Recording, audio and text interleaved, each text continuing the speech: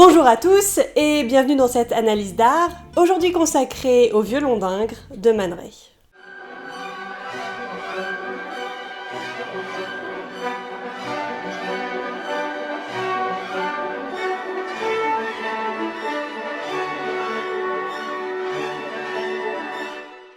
Célèbre photographie réalisée par l'artiste surréaliste Man Ray en 1924, le violon d'Ingres est certainement son œuvre la plus connue.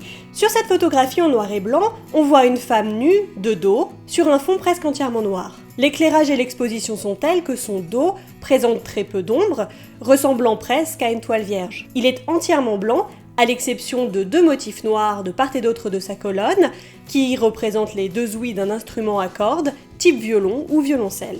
Et oui, je sais que le titre de l'œuvre aurait tendance à suggérer qu'il s'agit des ouïes d'un violon, mais je vais quand même garder le violoncelle sous le coude pour plus tard. L'avantage de ce motif très contrasté, c'est que en rappelant le noir du décor dans le fond, il crée l'illusion que les ouïes ne sont pas posées ou dessinées sur le dos de la jeune femme, mais qu'ils sont bien en relief, et que le noir que l'on aperçoit est celui d'un creux. Et qui est donc cette femme instrument? Il s'agit de Kiki de Montparnasse, de son vrai nom Alice Prin, célèbre actrice et chanteuse de cette époque. Très réputée pour sa beauté, elle a été le modèle de nombreux photographes de cette époque et fut la muse et la compagne de Man Ray lui-même.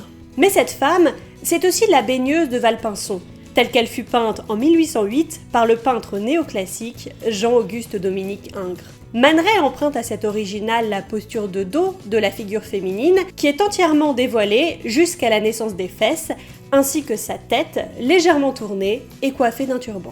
De la composition de la photographie jusqu'à son titre, la référence à Ingres est donc évidente. Man Ray, très influencé par Dada et son amour des assimilations formelles, c'est-à-dire l'association entre elles de formes n'ayant a priori rien à voir, dut trouver la meilleure technique pour que sur le corps de son modèle n'apparaissent les ouïes du violon. Il faut savoir que Man Ray était l'un des photographes les plus techniquement inventifs de cette époque, utilisant fréquemment la surimpression ou la solarisation dans ses œuvres. Pour faire du corps de Kiki de Montparnasse un instrument de musique, cependant, il a simplement dessiné les ouïes, à la mine de plomb et à l'encre de Chine, directement sur le tirage photographique. Nous pouvons à présent nous poser deux questions par rapport à la photographie de Man Ray. Premièrement, pourquoi avoir choisi le tableau d'Ingres comme modèle? Et deuxièmement, pourquoi avoir fait de sa figure féminine un violon? Et une fois n'est pas coutume, je ne vais pas tenter de faire un procès d'intention à l'artiste. Je vais plutôt chercher, parmi les différentes clés d'analyse, celles qui me paraissent personnellement les plus satisfaisantes. Tout d'abord, pourquoi Ingres? Eh bien, comme je l'ai expliqué dans mon épisode sur le surréalisme, il y avait chez les dadaïstes une volonté de destruction de l'art et de la culture occidentale. Quelque part, avec le violon d'Ingres, Man Ray aurait agi comme Duchamp lorsqu'il a peint des moustaches à la Joconde. Car Ingres, en bon néoclassique, incarnait certainement ce que Dada détestait le plus. Mais j'ai peut-être une autre idée, et elle nécessite de se pencher sur l'œuvre d'Ingres lui-même. Il faut savoir que de son vivant, Ingres fut fréquemment critiqué pour ses erreurs anatomiques flagrantes. Un peintre de cette époque se devait de représenter un corps avec une anatomie rigoureuse et réaliste. Or, chez Ingres, regardez son tableau le plus célèbre, la Grande Odalisque. Au premier coup d'œil, on peut remarquer 3 déformations majeures du corps féminin, même s'il y en a d'autres. La demoiselle a 3 vertèbres en trop, elle a une jambe dont la naissance se situe à peu près à mi-ventre, et un sein droit qui se trouve à peu près... par là. Alors, Ingres aurait-il séché ses cours d'anatomie? Eh bien, a priori, pas du tout. Parce que lorsqu'on voit ces corps masculins, ils sont bien, eux, d'une rigueur anatomique parfaite.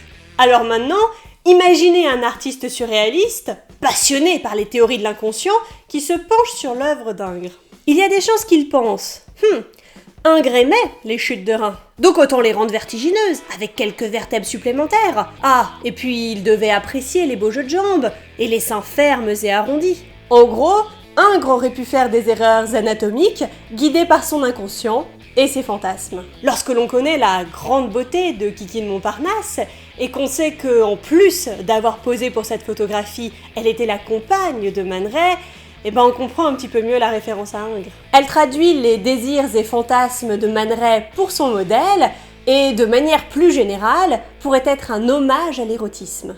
Mais ça n'explique pas cette histoire d'ouïe de violon. Une explication potentielle pourrait aussi être lié à cette érotisation du corps féminin. Et c'est là que je ressors le coup du violoncelle. Comment vous dire? C'est quand même un instrument qui a une forme très évocatrice, non? Je vais laisser quelqu'un vous expliquer ça mieux. D'autant plus que le violoncelle est un instrument dont le jeu même est assez sensuel. Le violoncelliste tient tout de même son instrument couché sur lui en le maintenant entre ses jambes. Si ça c'est pas suggestif.